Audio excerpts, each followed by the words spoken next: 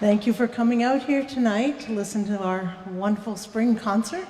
It feels more like summer than spring, but it's wonderful to have you here. The first piece on the program, as stated in the program, is dedicated to Cynthia Dobrinsky, the composer. She recently passed away, unfortunately. And I met and worked with Cynthia over the years at a bunch of handbell events, and I interviewed her for an article once, so I got to know her a little bit. And before her passing in 2021, she had over 175 handbell pieces in print, which is an incredible number. The one we just played was written in 1996 for the Virginia Highlands Festival, in Abington, Virginia. Cynthia lived in Martinsville and was the music director at the First Presbyterian Church of Martinsville. So they very kindly, after she passed away, invited directors to come down and go through her music files. When you get a piece published, the publisher sends you all these copies of music. And so I was fortunate enough to get to go down there and spend an afternoon going through the files, and I came back with a huge box of music. So I'll be doing a lot of Cynthia Dobrinsky pieces over the next few years. But I'm very thankful for that church to share her with us like that. It was just wonderful. This next piece we are going to do is called The Prayer, and you'll recognize it. It was made famous by Andrea Bocelli, and Celine Dion, and I think Josh Groban made a recording of it. It's one of those rare pieces that kind of is a crossover piece. It's popular in churches, it's popular in classical concerts, and it's popular on the radio. So this arrangement was written by Joel Rainey. And one of the nice things about this arrangement is it uses our low bass chimes, and it's just a luscious sound.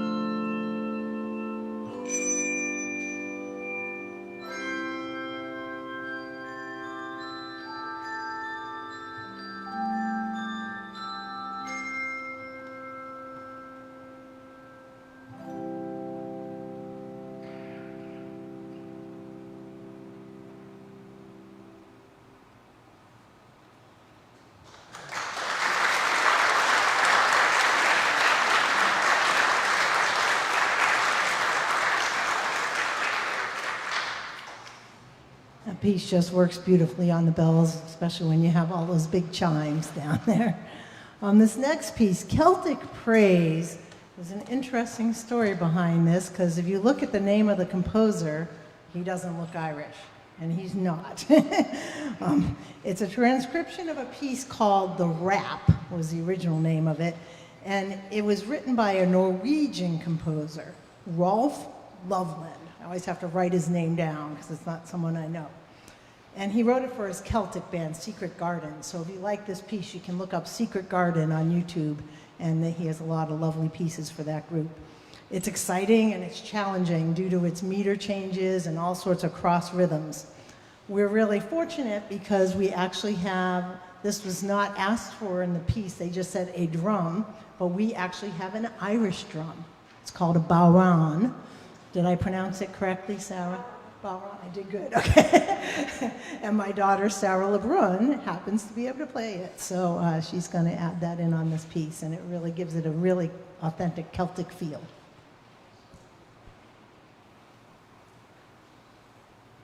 By the way, I'm not Irish at all, right? So that's why I love this piece.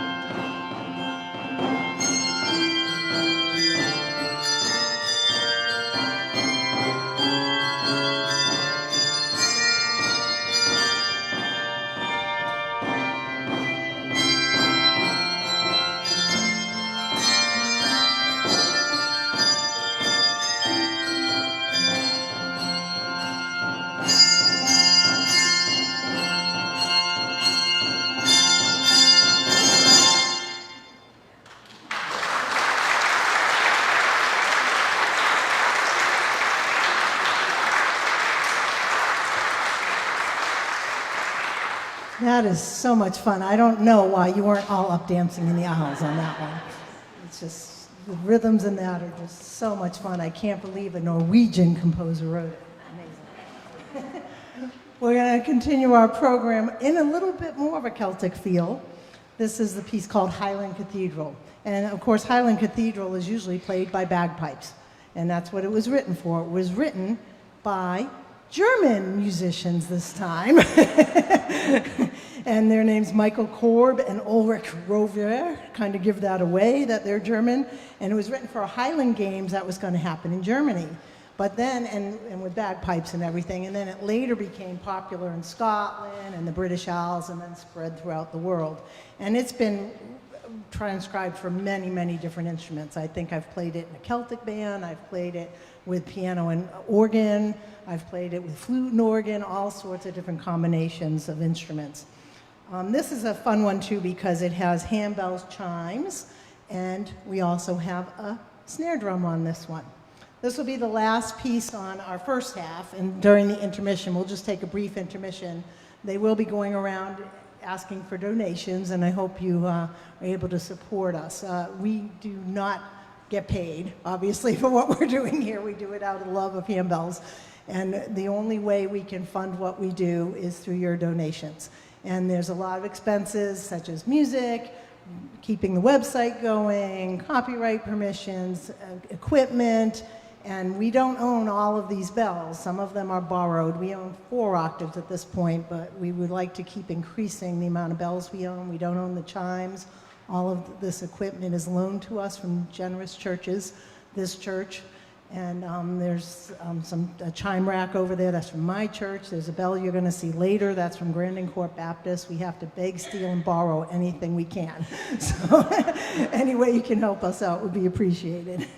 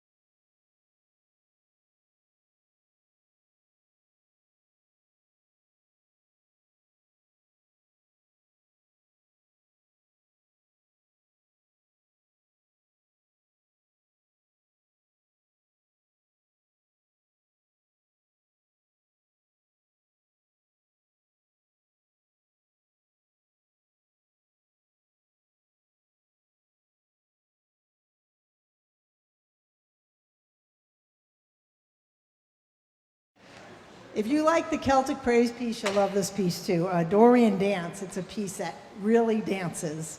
It's got lots of complex rhythms and lots of meter changes, just like the Celtic Praise did. Dorian, if you don't know what that means, it's not Dorian Gray. It's not about that. The Dorian is in the name because it stands for a Dorian mode. This piece is not in a minor key or a major key. It's in a Dorian mode. And that's a very ancient type of music system that we had before we had major keys and minor keys. And the thing that you'll hear when you're listening to it, you'll hear it gives it a little bit of an exotic sound. It makes it sound a little bit unique. So this is Dorian Dance.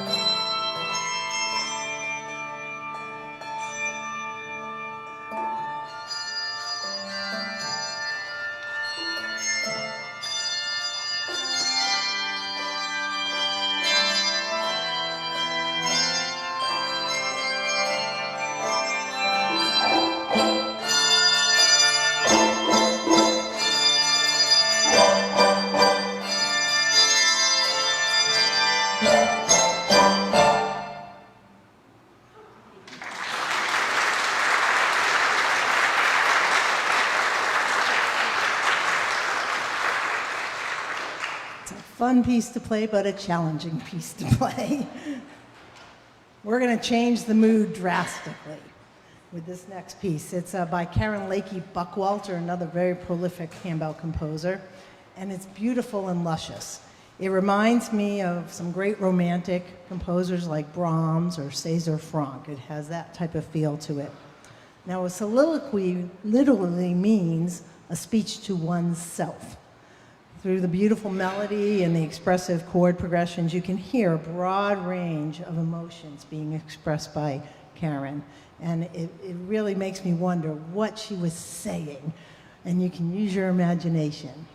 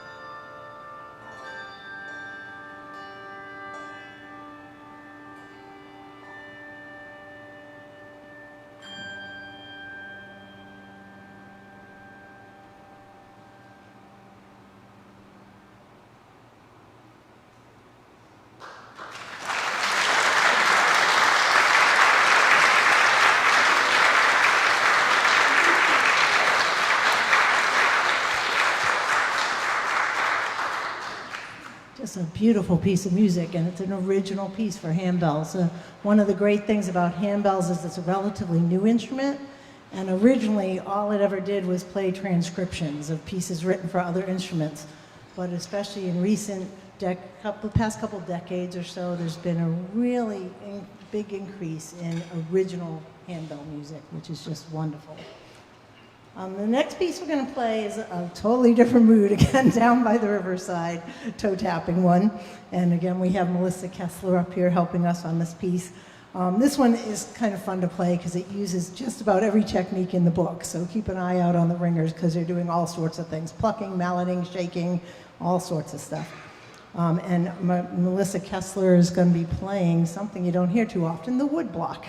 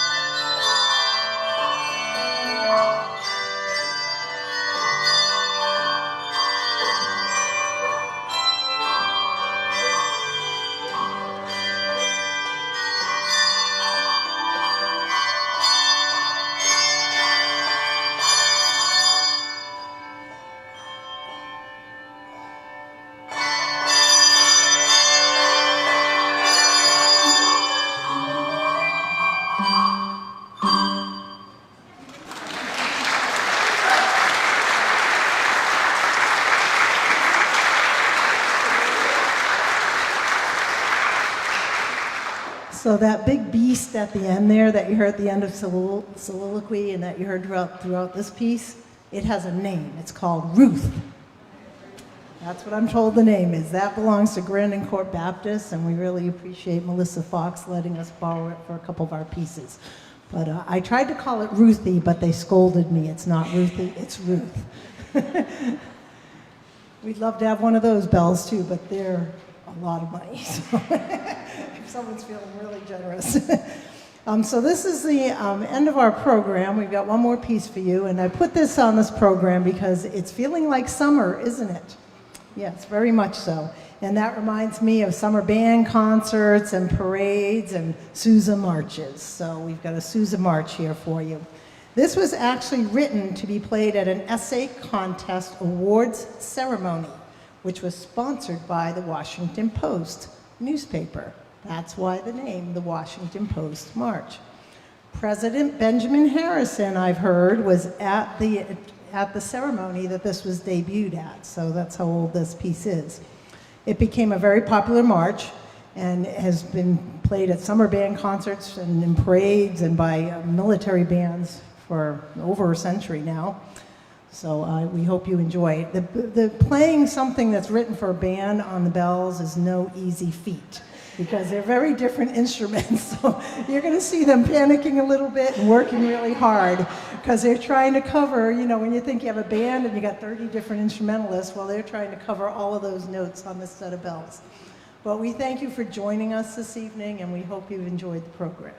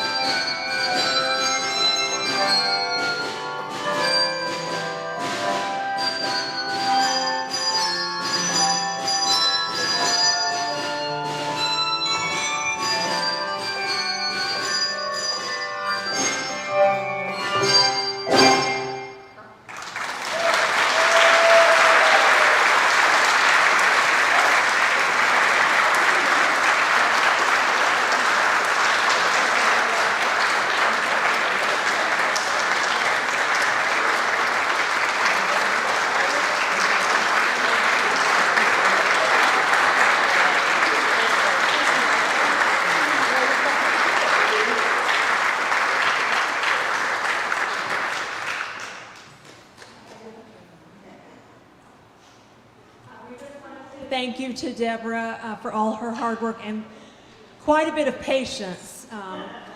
as so many of us have missed, and just dealing with pandemic issues.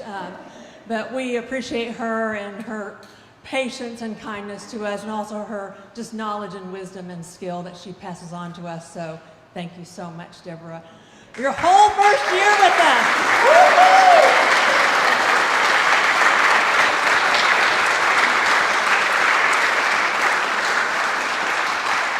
And hopefully we'll see you around holiday time when we'll do another concert. A wonderful summer.